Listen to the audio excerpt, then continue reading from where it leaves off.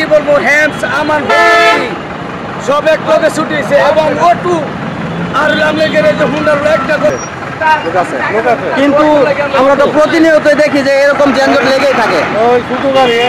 আমার পিছনে সাইনবোর্ডে লেখা আছে শ্রীপুর চৌরাস্তার মোড়ে 100 গজের ভিতরে সকল প্রকার যানবাহন পার্কিং করা নিষেধ।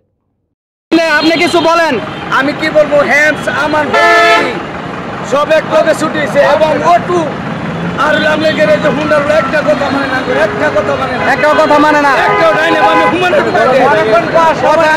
কথা না মানলে তো তারপর জ্যাম ছুটবে না। আমরা তো আইন সরকার কইতাছি আমরা অটুটি বদ্ধ দেন, অটুটি বদ্ধ দিলে পুরো জামমুক্ত শেষ।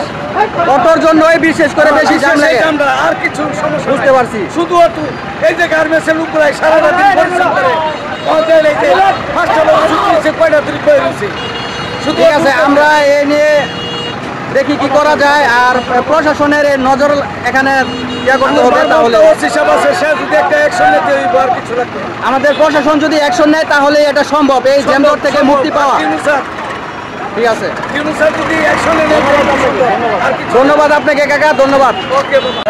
ক্লিয়ার করতেছে লোক আছে আমাদের, কিন্তু আমরা তো প্রতিনিয়ত দেখি যে এরকম যানজট লেগেই থাকে।